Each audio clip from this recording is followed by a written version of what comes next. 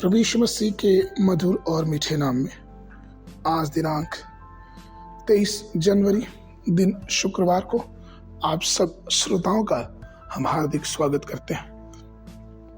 आज के दिन के लिए जो वचन है वो लिया गया है नीति वचन की पुस्तक उसका 23 अध्याय 7 पद। क्योंकि जैसा वह अपने मन में विचार करता है वैसा वह आप है। वह तुझसे कहता तो है कि खा पी, परंतु उसका मन तुझसे लगा नहीं।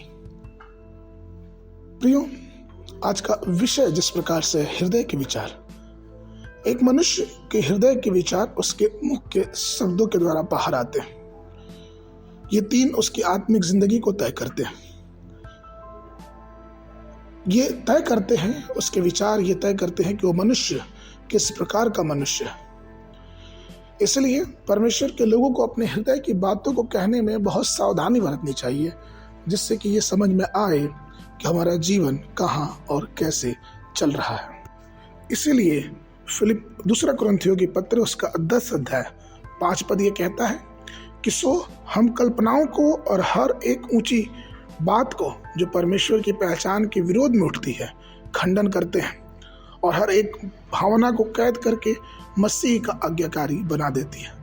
प्रियो, इसलिए बहुत जरूरी है कि हमारे विचारों को हम परमेश्वर के सन्मुख प्रकट करें। ये समझे और ये जाने कि हमारे विचार उसके सामने खुले हुए हैं। इसलिए यीशु मसीह ने फरीसियों के विषय में कहा था कि वो कैसे विचार के लोग हैं।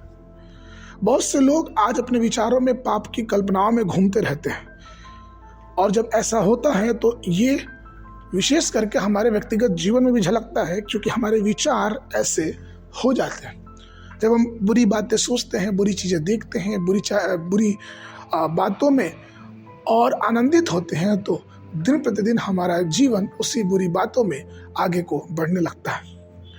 इसलिए प्रियो, हमें बहुत ध्यान देना चाहिए कि हमारा जीवन, हमारा विचार कहाँ और किधर को जा रहा है। इसलिए परमेश्वर की बातों को ध्यान दें, परमेश्वर की बातों पे मन लगाएं और अपने हृदय के विचारों को परमेश्वर के सन्मुख प्रकट करें। आगे के मनन के लिए याकूब की पत्री उसका पहला अध्याय 13 और 14 पद। जब किसी की परीक्षा हो तो वह यह ना कहे कि मेरी परीक्षा परमेश्वर की ओर से होती है, क्योंकि न तो बुरी बातों से परमेश्वर की परीक्षा हो सकती और न वह किसी की परीक्षा आप करता है, परंतु प्रत्येक व्यक्ति अपनी अभिलाषा में खींचकर और फंसकर परीक्षा में पड़ता है।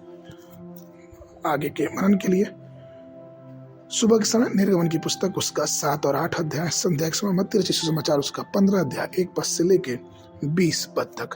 परमेश्वर आप सबको आशीष देवे।